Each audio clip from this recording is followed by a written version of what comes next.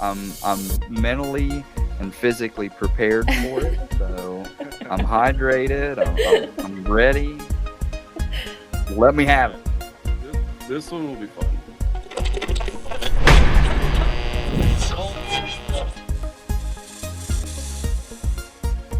Welcome to Unallocated Space, a monthly podcast by ArcPoint Forensics, where we speak to DFIR experts to learn about their journey to the industry, current challenges, and latest research and wellness. I'm your host, Amy Moles, and co-host Jared Ringenberg.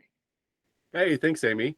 Today I'm excited to introduce Josh Brunty. He is an associate professor of digital forensics in the School of Forensics and Criminal Justice Science at Marshall University, located in Huntington, West Virginia. Prior to his appointment at Marshall University, he worked as a digital forensics analyst, a quality assurance manager, and a technical lead manager for the West Virginia State Police Digital Forensics Unit at the Marshall University Forensics Science Center. He currently serves on the editorial boards of Forensic Science International Digital Investigations and for the Journal of Forensic Science. Josh is the executive secretary and a member of the National Institute of Standards and Technology Organization of Science Area Committee on Digital Evidence. He also served as the There it is. Oh my goodness. He also served as the Academician Commissioner of the Forensic Science Education Program's Accreditation Commission since 2020. He is also a fellow of Digital and Multimedia Science section of the American Academy of Forensic Sciences. Josh is currently supporting research efforts for the United States Secret Service National Computer Forensics Institute to perform digital forensics and investigative technology research. He is also funded by the United States Department of Homeland Security Science and Technology Directorate to engage in digital forensics tools and techniques in dark web investigations. Additionally, he has received past funding from the National Institute of Justice for technical training, research, and casework activities for state and local agencies engaging in digital forensics. Furthermore, he has published a variety of articles and books, most notably co-authoring the Taylor and Francis textbook, Social Media Investigations for Law Enforcement, which is still used in police academies and academic institutions throughout the United States. Additionally, he co-authored the Journal of Forensic Science article on the forensic inspection of sensitive user data and artifacts from smartwatch wearable devices, which received the 2019 American Academy of Forensic Science Digital and Multimedia Sciences Most Outstanding Research Award, in addition to being recognized by the journal as a 2019 noteworthy article. Josh, so happy to have you. Thanks for joining the podcast. Thank you, guys. Thanks for having me. Yeah, so we're joined by Josh, and we wanted to talk about with you like current challenges with technical internships and how people can overcome them. But before we dive into that, can you kind of tell us a little bit about how you got started in the digital forensic community?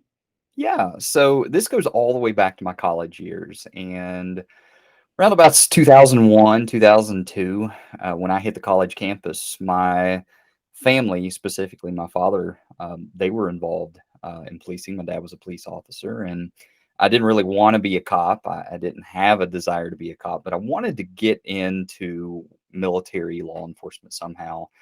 Hit the college campus, tried majoring in computer science and math, realized I didn't want to be a programmer or a math teacher. So I just started crafting together my education and met some people along the way. I graduated with my degree and began work as a grad assistant in IT, basically doing whatever you could imagine IT related at the university here at Marshall University. And a job came along to be a digital forensic analyst. At that time, they called it a computer forensic analyst. Had no idea other than it was just a really cool job. So my director, my boss at the time, actually encouraged me to apply for that. I applied for it, and that was in about 2005, and started as an analyst, worked 2 years processing video, audio, hard drives. And in about 2006, I saw the first cell phone come into the lab. This was before the days of tools that were capable of processing cell phones. So I found a way via Bluetooth to extract the 10 contacts and messages that were on that device, and thought this is the pinnacle of my career. doing this extraction of this Motorola phone. I was just And going to ask what phone it was. yeah, it was a Motorola. I believe it was a V60. We processed two. We did a V3i Razor, if you remember those Crazers back in the day. Yes. And the one that we actually did was a Motorola V60, which was kind of the precursor to the Razor, just a standard LCD screen flip phone that would be easily defeatable today. Did the worst thing we possibly could do is Bluetooth and extracted that, but that kind of hooked me into the field. And then in 2012, after finishing out grad and post grad, I had the opportunity to leave the lab that I worked in for a number of years and become a professor. And I've been doing that for this coming fall will be 10 years that I've been doing that. So it's been a fun ride with a lot of weird bumps and things along the way, but I wouldn't change it for anything. It's been a lot of fun. That must be really surreal, like being a student and then transitioning over to faculty. Yeah, I mean, being a practitioner and transitioning to faculty, that was the toughest thing for me, because when you're a practitioner, you're doing stuff every day, and you have that feeling that you know what you're encountering every day. So switching over to academia was a big change for me, because there's a lot of metrics that are measured in academia that aren't measured in the professional world. So it was a tough transition for me. But when I started, I made kind of the promise to myself and the program that I was in, that I would never get sucked into that traditional academic mold, that I would be what I thought the field should be. And I've kind of held to that ethos for a number of years. And I think it's built good students over the years. I think if you talk to any of our alumni that have come either through my lab or through my classes, I think it's just a formula that works. And How are you approaching it differently? Well, I approach it more from a practitioner perspective. Academia is all about, giving you this foundational knowledge. And if I hate to use the word hacking it, but I did, trying to work in credentials, whether it be certifications, more hands-on training, without degrading what was going on and building the foundational knowledge. You can teach a person how to program, but you don't have to go as deep as some institutions go into it. So rounding out the student and making them job ready. If I hired a person as a practitioner, what would I want that prototypical student to look like? And that's what we built the program around. I think it's been successful so far. Yeah, so they get like real hands-on experience where they can just go in and hit the ground running in their first job. Yeah,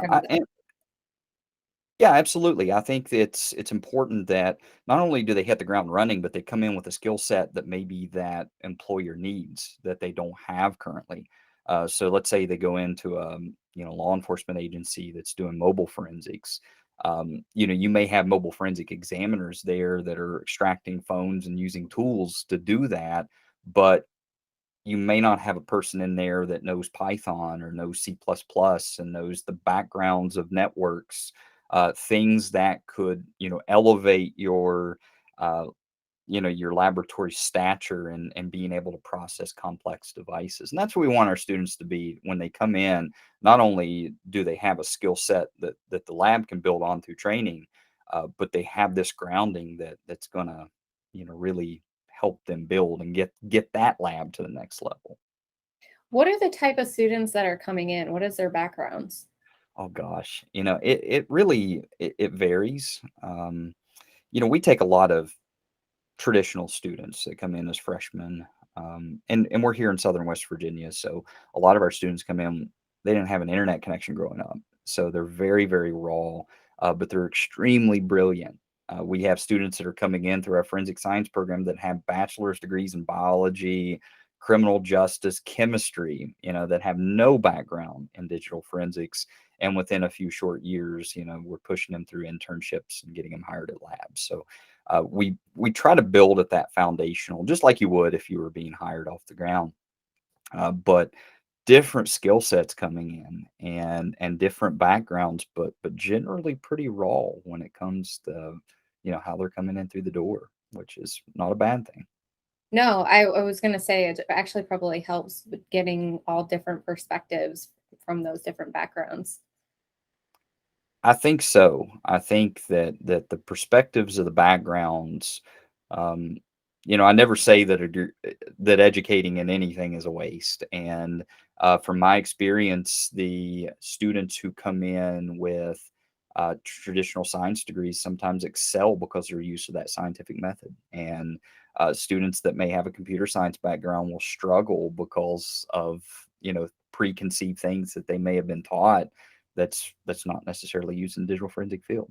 So it's different. It's a different kind of skill set, but we know how to build the student from the ground up. As a practitioner, I feel that we carry that skill set through our alumni and the people in the field. We stay pretty tuned in and know what the field needs and what they want and what we have to produce.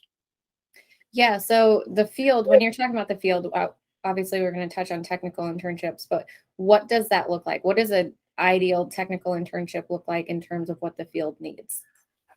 I think, it varies from agency to agency. If you go to one agency, they may be focused more on dark web, and trying to build tools for dark web. Some agencies are more mobile forensics. Some are more traditional hard drive forensics. If you go in the private sector, it's a little bit different in terms of what the final output will be, but a lot of the practices are the same. So what I look at different students and say, this is something that as a student, you might be able to build a skill set before you ever start at that internship, and will be able to provide value when you get to that internship. So are there specific criteria that you're looking for when you help these students seek out internships? I think it's being in contact with the internship sites. I think that's important. Putting the right students in the right place at the right time. And usually internships are built on the agency coming to me and saying, I need a student with X, Y, and Z skill sets. And with those skill sets, I need to solve these problems. Then you go back and you find the right student who will be able to, you know, um, provide value to that particular agency or that organization. And generally, when you do that and you find the right fit, it washes out very well and is a good experience all the way around. That's really interesting. I think that a lot of internship programs should probably take that same approach where they're, instead of just shoving a student into an environment to learn, really taking consideration to find that fit. I know when I was coming out of school, that wasn't necessarily the case. I just picked an internship and just went on my merry way, and then had to check in with my school occasionally on a weekly basis just to kind of like let them know how it was going. Which luckily for me, it actually worked out. But because I started at a nonprofit organization and I got exposed to a lot of different things that I probably wouldn't have if I chose more of like a traditional law enforcement lab or something along those lines. Yeah, and I think this is something that academia is overall as a whole is really bad at. Is the professors are just teachers and they just want to teach the students, and the student graduates and then they're on their own finding a job. I think that was something when I started. I wanted to break that mold. I wanted to put the right students at the right place at the right time, and that has taken a few years to build. But and it's a lot of relationship building. Going to these agencies, institutions, organizations, and saying, this is the student that you need. This is the student that fits best for you. And then hooking that student up with that agency and that organization. Even when it comes down to job hunting, I'll have an organization call me well before the background and say, is this student a fit? And it'll either be yes or no. It's not that the student is bad or the graduate is bad. They may not be a fit. And, I think that's something that's important when students are looking for internships and looking for schools. Look at, do you have a professor or a teacher that can be that mentor on top of it? And I consider myself proud that I try to be that person for those students, in addition to our other faculty here. So, as you're going through that process with them, you had mentioned the internship sites. Is that just for people who are seeking interns, or is that for interns who are also seeking internships? And what are those sites? It's a two-way thing. Right now, I have, 6, 8 students that are working in my lab on site at Marshall University in an internship, but they're working under projects for the U.S. Secret Service and Department of Homeland Security. So, they're not traveling to an internship site per se, but they're working on projects and things that solve problems for that agency. So, and we have students that are out at an agency as we speak right now doing an internship. So, um, yeah, I think it really depends. Sometimes, it may be me advocating to the internship site, or it may be the student reaching out and then the internship site reaching back out to me. At the end of the day, it really doesn't matter as long as we connect that right student with that agency. That's really what it means to me. Okay. So, do the students have to interview just the same as like a regular job for these internships? Yeah, I mean, it just depends on the organization. I mean, we've sent a lot to the private sector, and that can be a relatively quick process in contrast to like a three-letter agency where they have to go through a 6 to 9 month, clearance investigation, full background, full scope poly, things like that, just for an internship. So, with those lengthy, background investigations, you may want to start that early. That way they can hit the ground running, and they may have to do it in the fall and the spring. They may not have that as an option in the summer. So I think it looks different depending on, what agency you go to. But I think at the end of the day, one of the things, regardless of where they go, are we preparing them for the job that they're going to go into after graduation? In a lot of cases, their internship comes back and hires them and, makes them a full-time employee.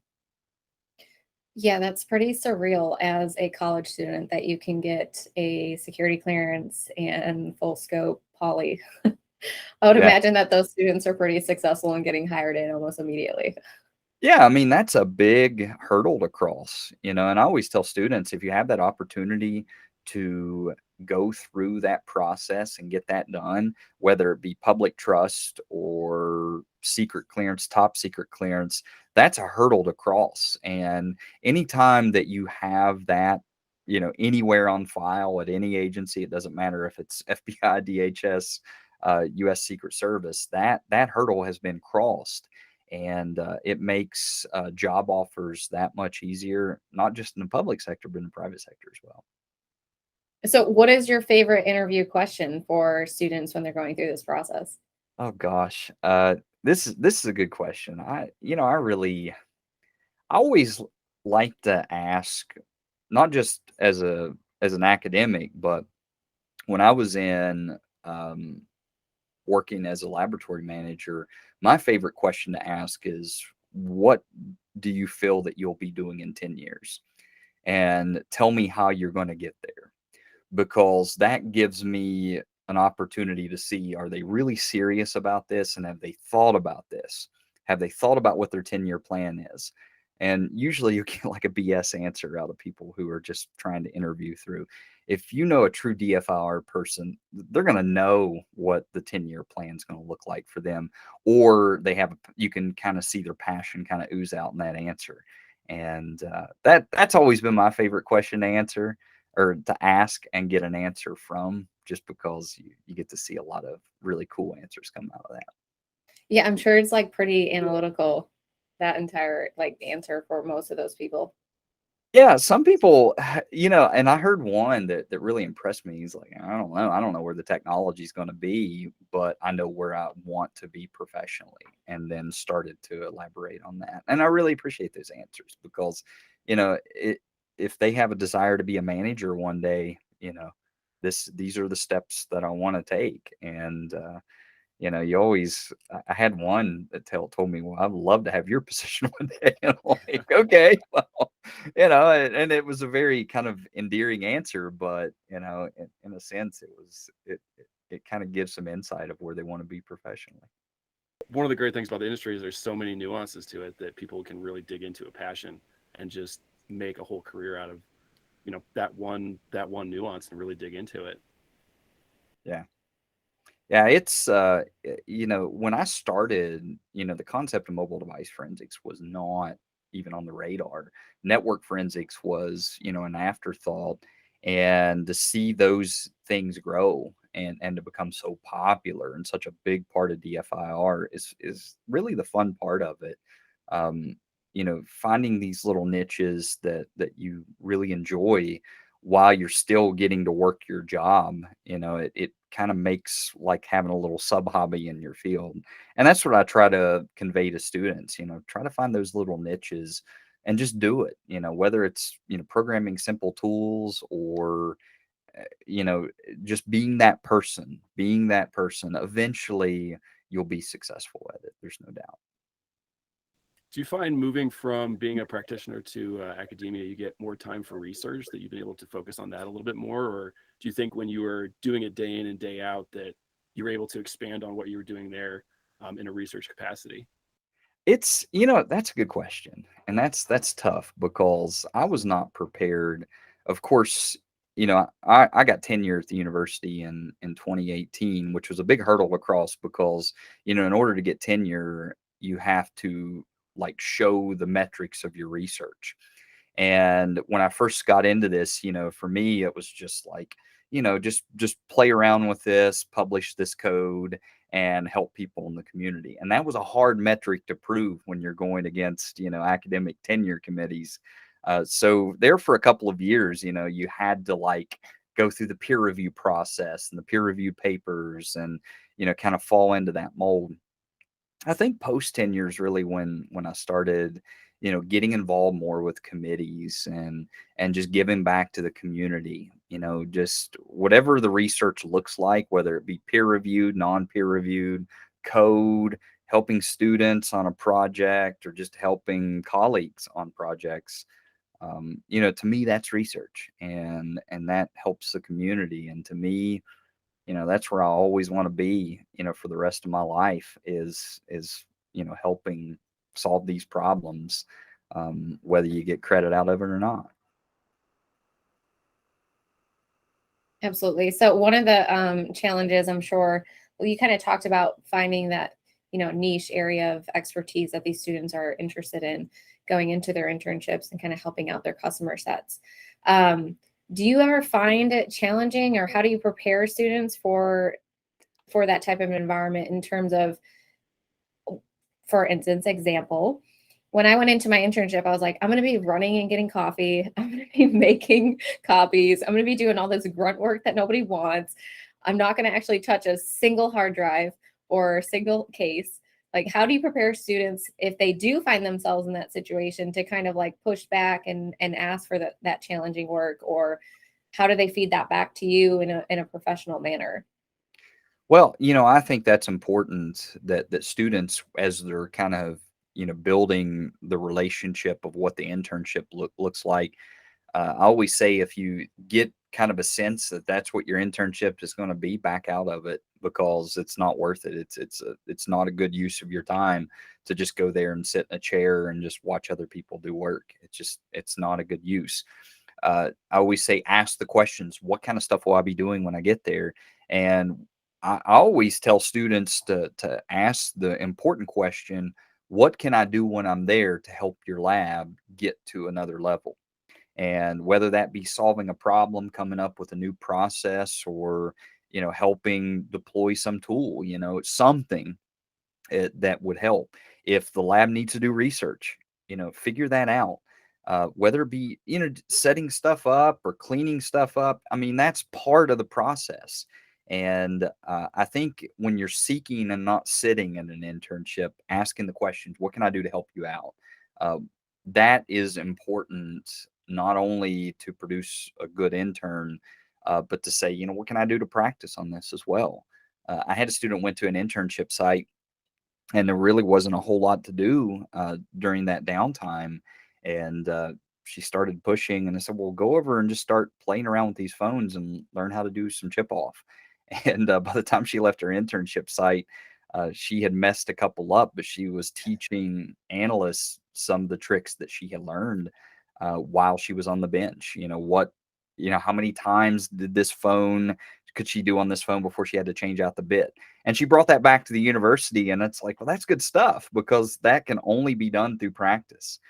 So these are things that are working their way into trainings now at the vendor levels of just kind of things that we've tried in research from an internship. So those are the kind of templates when you're looking for stuff like that. You really want to give that student a good experience. But when the student walks out of that internship site, the internship site says, okay, the first available job, we're going to hire you because we want you back. And that's what they did. They ended up ultimately doing that. And she's still there. So That's awesome. yeah, I mean, that's your prototypical internship, because it led to exactly where you wanted it to lead. It took the analyst to a new level and it brought new expertise into the door. So everything was accomplished that needed to be accomplished there.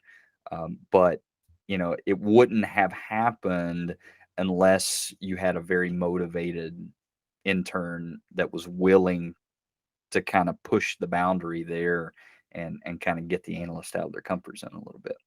Yeah, a lot of times people get into a position, it's not exactly what they thought it was going to be, and get discouraged. But if you have that mindset of, there are opportunities here, what can I do to both apply to my job, but also benefit either in an educational form or an experience form, something sitting on the shelf that I can start working with that, nobody was paying attention to.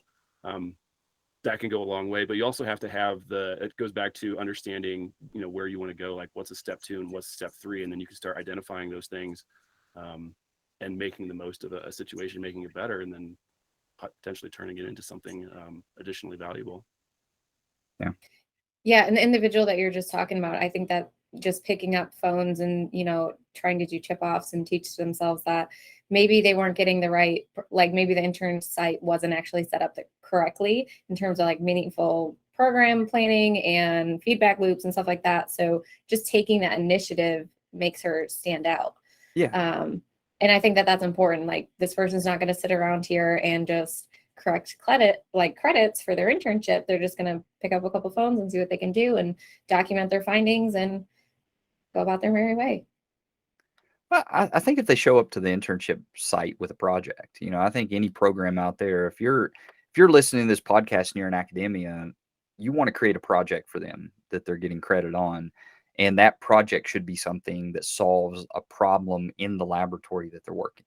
So whether it be, figuring out what tool is the best for this particular scenario, that's a thing. As a lab manager, it was very tough, because you're having to take time to say, okay, we're going to start processing vehicles. What do we need to bring in? What expertise, what kind of tools, what kind of environment do we need? That's a perfect student internship project, because that allows them to go out and do a lot of the research and ask the questions and get to that level that lets that manager or that analyst make an informed decision.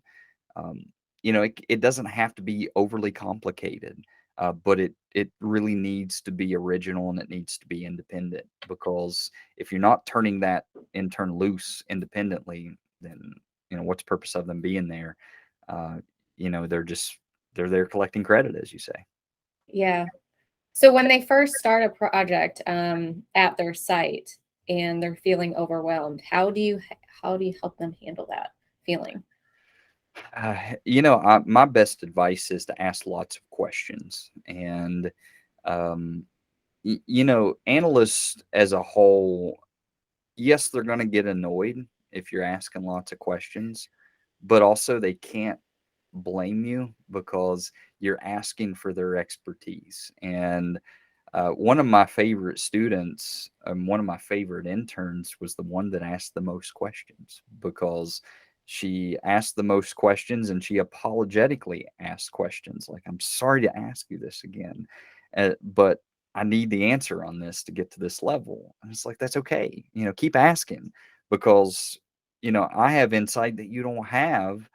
from experience. So to get you beyond that place, I'm glad you're asking me that question. So if you ever feel overwhelmed, start asking questions. You can ask yourself out of a hole in a lot of cases.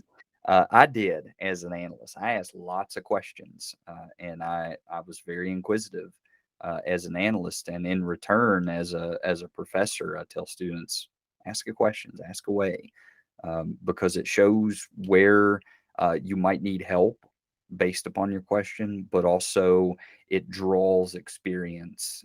You can't get experience out of a person unless you ask a question. I mean, Yeah, really, that's the only way to learn. it really is. You can't draw experience out of a person through a book. You can only so much. You can read about something, but to say, this technique works better than this technique from my experience, but I have to ask that question first. So ask away. Be the question bank.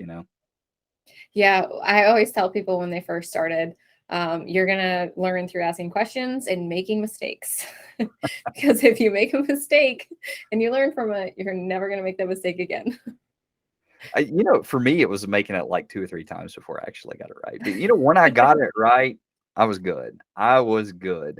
I always, years ago when I first started, I would just make these little, small mistakes. I would plug, into the wrong port, rather than using the 2.0 port, I'd plug into the 1.1 port and just slow everything down, simple, silly things like that.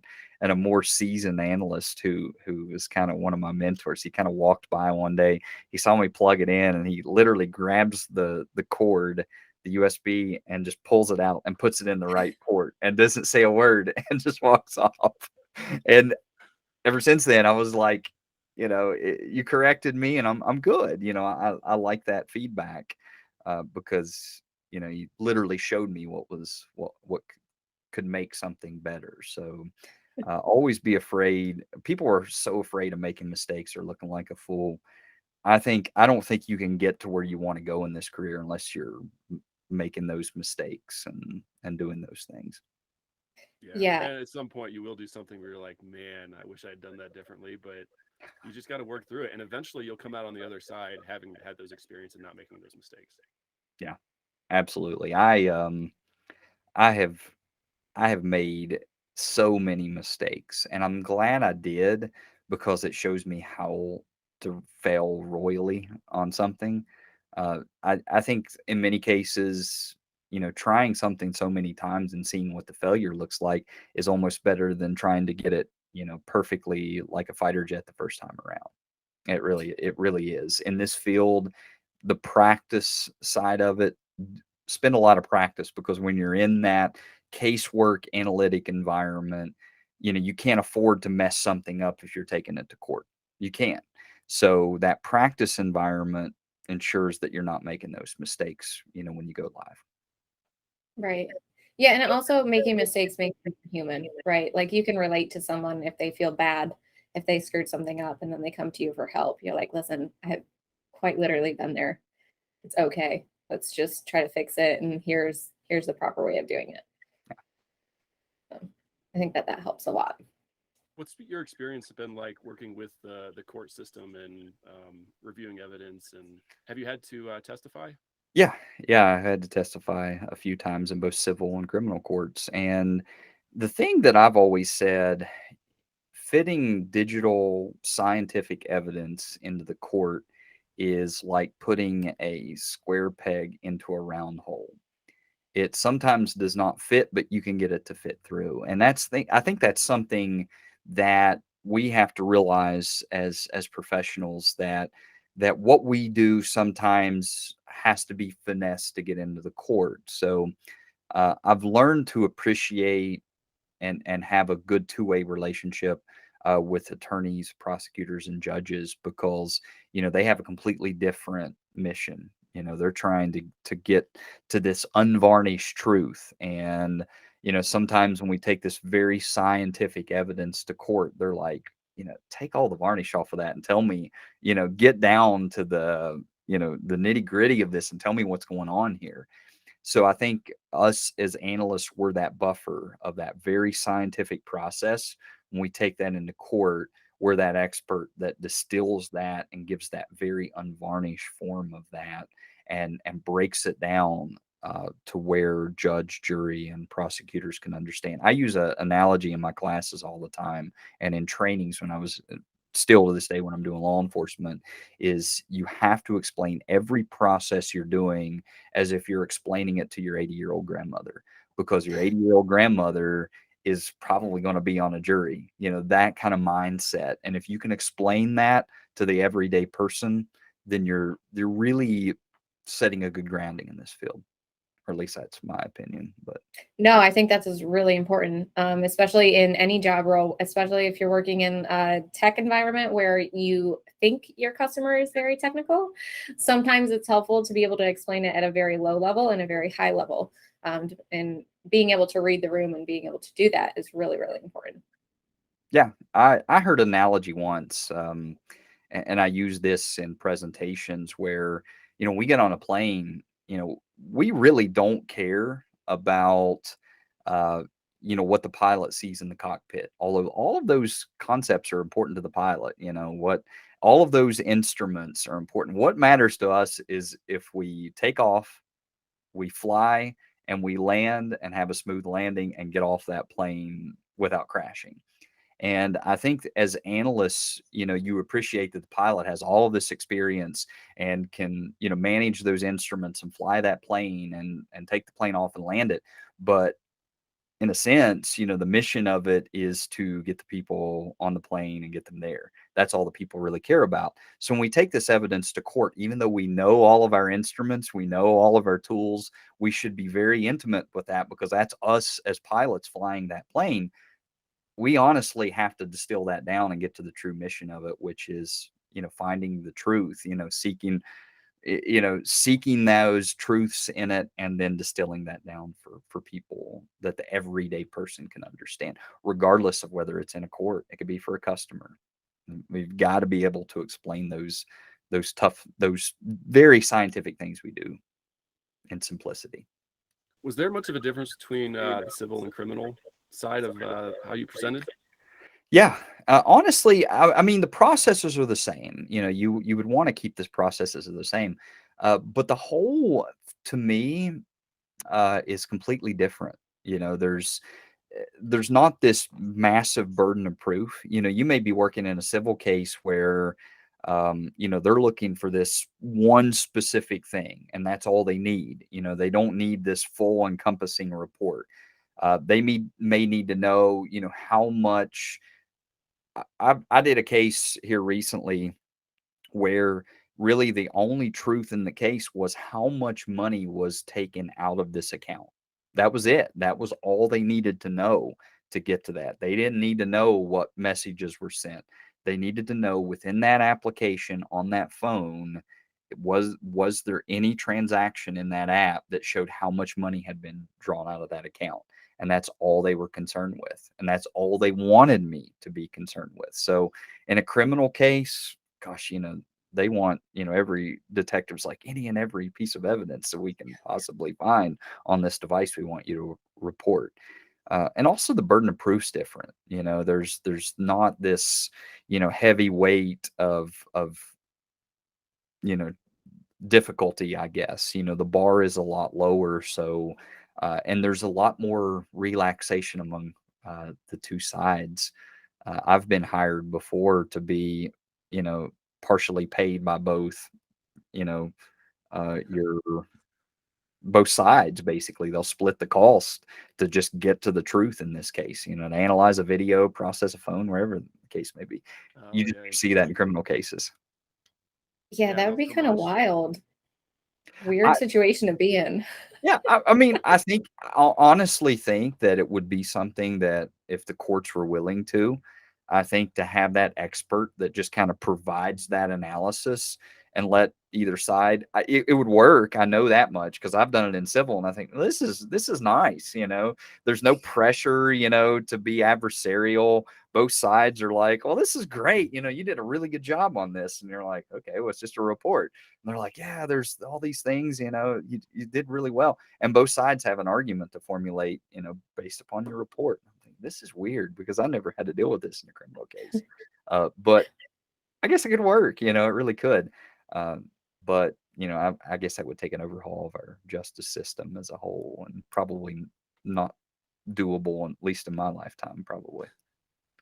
Yeah. Are there things that you wish experiences or things that you wish you would have done before you started testifying to kind of better prepare you for that? Because I would imagine that it's kind of one of those things where like you're doing the work, you find something, and then all of a sudden you get basically called on to do this. You just kind of step into the unknown. Are there things that people can do to better prepare for that environment in that situation? Yeah, I think mock testimony is a big thing. Just getting in touch with the environment. A court is a very stressful environment to step into, especially first time. Everyone's stressed. I mean, you think about it, there's a lot of proof to be brought out. The defendant's stressed, the prosecution stressed, sometimes the judge is stressed. And the jury's definitely stressed because, there's a lot of burden, especially in big cases. The thing that you want to come into is being used to that environment because, your stress can wear off on that. I know the first couple of times I was in court, it was overwhelming to me, because, you're having to dress, you can't wear an Android t-shirt into the court. You're having to dress, properly. You're in this big room and you're presenting to these people, you're getting asked these questions, and all of a sudden, it's just almost overwhelming. It gets easier. So I think to be in that environment, even in a mock environment, just to know your surroundings, know where you need to look. I always, if I'm using a laser pointer, to know to, rest my hand on something so I don't look like I'm shaking that laser pointer. Yeah. Little things like that, that you can only get through practice. But again, just to have those meetings with attorneys, make a point. If the attorneys aren't reaching out to you, you reach out to them. And I always tell my students, like, you ever get in that environment, prosecutor may not reach out to you before the case. You may want to do that, just to try. But I think just those little tidbits overall, I think make for a better experience for an expert in court.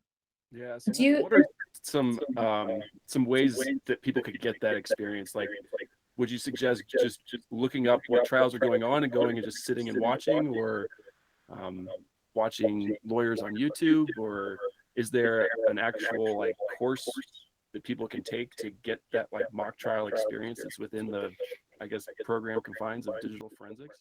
Well, in our program, they have to take a legal course, which they do have to do mock testimony, and I think colleges, should definitely take part in that. There's lots of trainings out there that go into courtroom testimony. A lot of different resources in terms. I always just say go watch a trial. If you've never testified before, if there's a big case in your jurisdiction, just go watch it. I did that when I was in college and learned a lot. Just how the whole proceeding worked. There are some courses at the National Computer Forensics Institute, NCFI, and if you've ever seen or been down on NCFI, they have a mock courtroom down at the NCFI facility that their examiners can go through, and they actually go through the whole, and it's set up exactly like a court. It's really cool.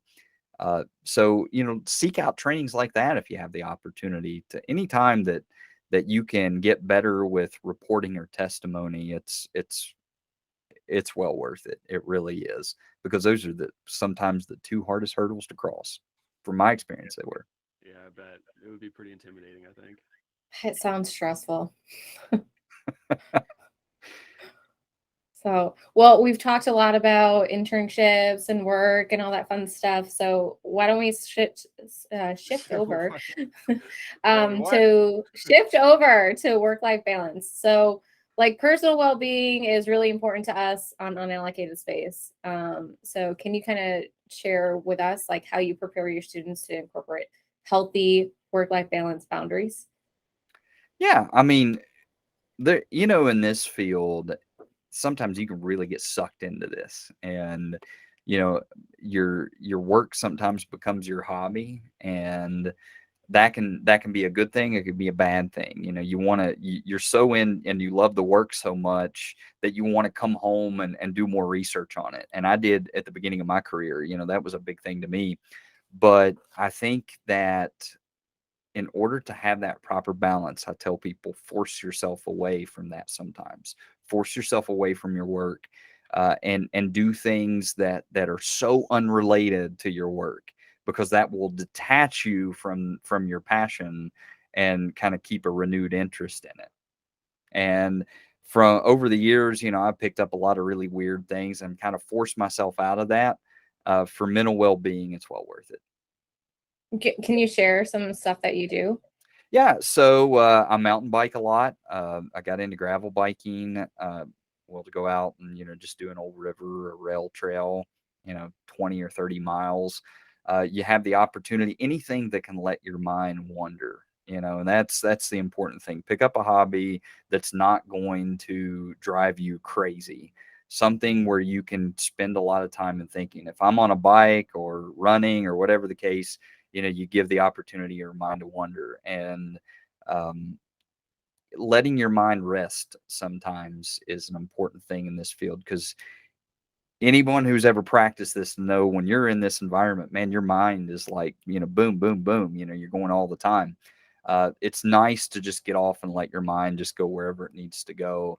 Even if it's work related, it's something relaxing. You know, you just kind of get to think and let your thoughts kind of, you know, take shape. You know, on a bike, you know, I may think about work, and that's fine. You know, that's something that my mind wants to take me to. But I do that. You know, I sometimes just enjoy just being outdoors, and just going out and going to a park, state park, you know, going out and hiking in the mountains. Anything that puts me outdoors is, you know, it's my kind of day. Yeah, I think a lot of people are familiar with getting different hobbies and stuff, but letting your mind rest, I think that's, I don't know, really insightful. Because It's as an analyst, you're constantly going, right? It's like as soon as you lay down to go to rest, what does your mind do? Let me run through all of the things that I should have done in that case, or maybe this is what I need to check tomorrow, and you start going through your list. Yeah, that was something I did not do at the beginning of my career, was take care of people call it taking care of yourself. It's taking care of your mind. Your mind is your most important weapon in this field. It really is. And if you let it get to a point of burnout, you're just not useful. You're not useful. I hit that probably about 3 or 4 years in, and for probably 6 months, I was not very effective. And I learned after that, if I'm not doing these things, then I can't stay sharp. So I it's tough sometimes to pull yourself away, even if it's for a couple of hours. It's time well spent, because, you know, just like working out, you know, if you worked out 24/7, you're gonna hurt yourself. Give yourself some rest time, do the proper reps, and, you know, balance it out. Yeah, that's great. Jared, do you do anything to balance your life? Well, I do a lot of outdoor stuff, so yeah, I like the traveling. Although sometimes I wonder if the travel isn't more of just a distraction than an actual restorative process. But yeah, I'll take an afternoon and try to, you know, just do something different, like take a book with me, or start writing something, or yeah, go for a hike, something like that. But sometimes I think burnout can last for months, like you were saying. It can be like you can get to a point where it's going to take you 9 months to actually like get back to a place where you're like fully yourself again. And like just taking a weekend sometimes isn't really enough to do that, or taking a long weekend. Although that helps and certainly can be preventative. Yeah, I think recognizing it early on and, you know, self-correcting is key. Yeah, I think so. I think it's, I see from my colleagues and students who have been so, you know, into this, and you see this in the communities, people that are just going so hard, doing all this wonderful stuff, and then all of a sudden they just drop off the radar. And it's like, where did they go? And they're gone for like a year, and then they come back and they're hard at it again, and then they back off. And I guess that slow, steady, being involved. If it gets kind of, for me, I know sometimes being out on Twitter, sometimes it's just, it overwhelms my mind, and it's just like, back off a little bit, and take it in waves, be involved, try to be as steady as you can, and try not to do everything at once. I think that saves the burnout, and I think it makes you more effective in the long term. And some people, including myself, we want to get it all done today. We want to get it all out there today, finish up all the research and publish all the research and get it all done. It's just not doable. It'll drive you crazy. Yeah. Yes, that's for sure. I feel like Twitter is a blessing and a curse sometimes for me, where I feel like, should I be doing more? I need to be doing more. And it's like, I'm already doing too much. Just take a breath. Sign off Twitter. Throw the phone away. I tell this to young analysts, if you're out there, it's overwhelming to see what some people are doing in this field.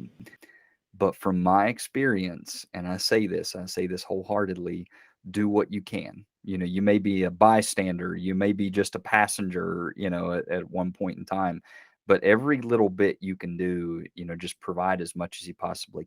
And if you feel overwhelmed, step away for a second, because my experience of people that are going hard at that, they burn out at some point. So don't be one of those burnout people. Stay slow and steady, and do what you can, and be involved as much as you can. But don't put your mental health at stake to keep up. It's really not worth it. No, nope. It's not. So, all right. Well, we've learned a lot. Jared has an Experts React. Are you familiar with Experts React? A little bit. From a couple of prior podcasts. So I don't know what to expect, but I'm mentally and physically prepared for it. So I'm hydrated. I'm ready. Let me have it. This one will be fun. We got one this time. It'll be a little bit longer, but I like this one. So this will be good. So to set this up, this is Terminal List, just came out not too long ago. And Chris Pratt's character is investigating basically a cover-up of a tragedy that happened overseas in a combat mission. And so he has broken into this individual's apartment to try to collect evidence. And this is how he goes about it.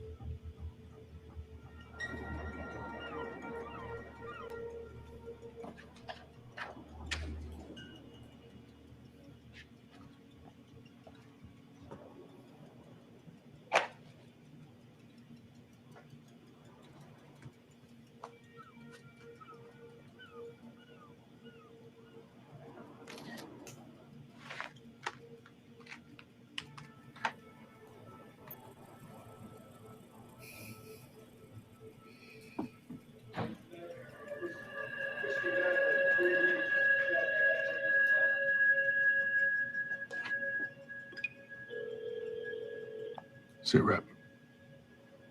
Shebag just hit the freeway. You are good to go. So that was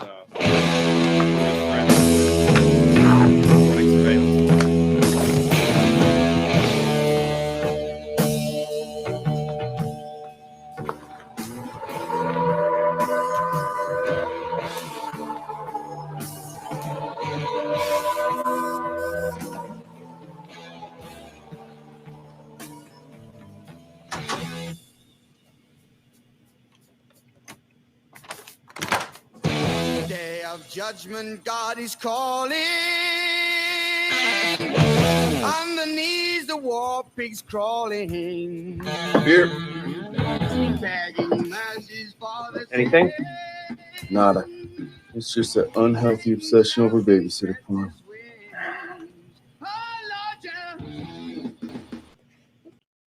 So I feel like the most realistic part of that was, do you want a beer? Because so many times sitting there, it's like, man, I would much rather have happy hour while waiting for this hard drive to be ripped. Yeah, that was like, what, 30, usually those scenes are like 2.5, 3 hours. You know, you're trying to collect all this crap. Stuff's not booting for you. You forgot a cable. Usually came rolling in a minivan. Yeah. Stuff. You got to run out to Walmart to get that cable. Had this giant bag. I always came in with this giant backpack full of stuff. I did not look like, you know, your cool person rolling into a scene. Yeah, like it was so yeah, it was interesting. It looked like they booted into I would assume some kind of Linux environment to do the extraction. It's interesting that he ripped it to the phone. And it took 10 seconds. I mean, obviously it probably would have been a logical rip then, I'm assuming. Yeah, it was pretty quick. Although on the I will say, like, from the entry perspective, I appreciated that he was using a camera to photograph the environment, and not just taking pictures of it, but he was actually using an app that lined everything up on the desk so that it could be exactly repositioned exactly how it was. So it wasn't just like you got a picture and you're like, okay, taking it back. It's like you take a picture and it says, you know, this edge was here, you know, now everything's good. And you do that like when you actually are doing a non-consensual entry and you're like taking evidence apart when you've got a target that's out of his hotel room or whatever, making sure all the screws are exactly where they're supposed to be, looking for traps, making sure that there isn't, somebody didn't put a little piece of paper or a hair, on the inside of the case or something that would identify. So it's a very cautious approach to going through and actually opening that stuff. Obviously he did it really quick, but I'm laughing because it's very serious what you're saying, but there are so many people now that are paranoid about their hotel rooms. That's hilarious. We used to always question why the subjects we were looking into were paranoid. Like, man, this guy's really paranoid. And we're like, calculating his next moves and putting together a surveillance team.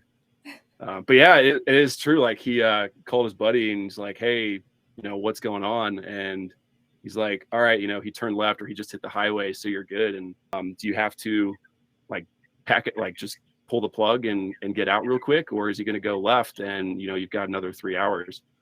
So I appreciated that. Too much stress. I always say save the stress and get a search warrant. Then you can spend as much time as you possibly need in there. Yeah, but even with the search warrant, sometimes you don't want them knowing. Yeah.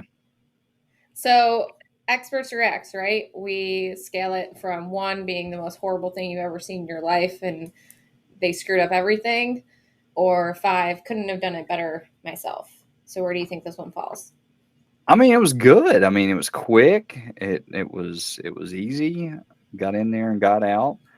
Seemed like he got the data. I mean, that was I can't fault it. There was no missteps in it. Now, if he would have missed his boot order and booted it into Windows or something, then I probably would have bumped it down to a 1 or a 2. I'd probably give it a 4. I mean, I would have given it a 5. The only reason I don't give it a 5 is he probably should have turned the lights on to throw a little more light in the room to kind of, let him see what he was doing. But, I could go covert side of it. He has really good eyesight. Yeah. Night vision. Well, I thought it was good too when they at the end and they're analyzing it and like, what'd you find? Is like nothing but porn. And that's so true so many times where it's like you're looking through it and is there anything on there? I mean, not really. It's just lots of porn. And it was always interesting, especially in Afghanistan, but also certainly other places. Typically if you found porn on a drive, you were almost less concerned about the individual because it was the people that were more radicalized that would actually strictly hold to their fundamental beliefs, and you wouldn't see any of that. And then you're like, it's interesting because it's outside of the normal behavior for everybody around here. Maybe there's something there. Same here. We worked, in my lab, we were part of an ICAC unit, And if we process a computer that didn't have that type of illicit content, your standard, if you're looking at if it just doesn't have porn, you're probably looking at, did they run a wiping utility?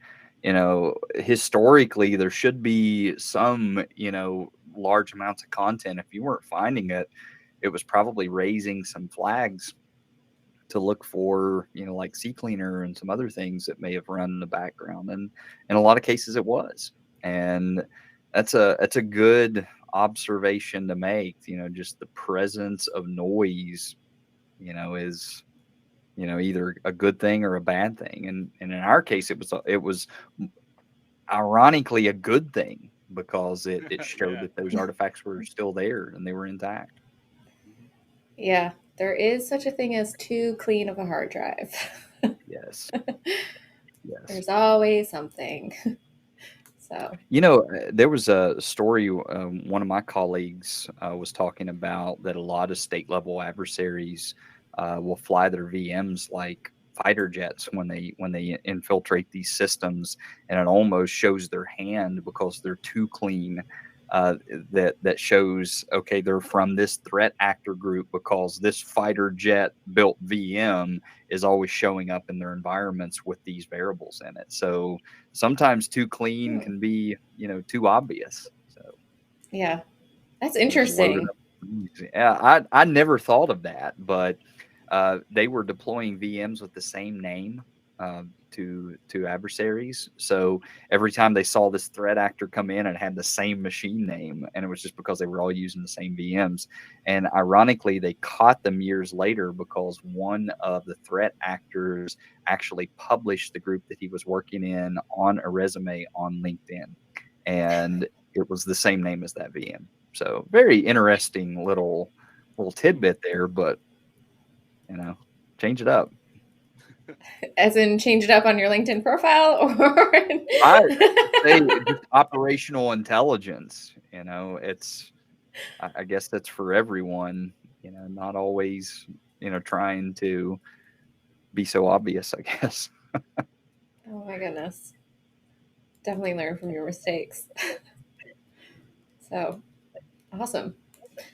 Well, thank you so much for joining us on Unallocated Space. It's been a pleasure having you. I learned a lot. Jared, did you learn a lot? Yes, I did. I learned a lot. Likewise. Yeah, it was really nice to meet you, Josh. Yeah, very nice to meet you guys. I had a lot of fun. Thanks for giving me the bio to work through. That made it fun. I thought, oh my gosh, like that's a long bio. Like, geez, like just shorten that thing up or something. That's I like the challenge. No, keep it as long as possible. Keeps things interesting. I guess so. No, but sincerely, thank you so much for joining us. I really appreciate it. I hope everyone got a lot out of the show.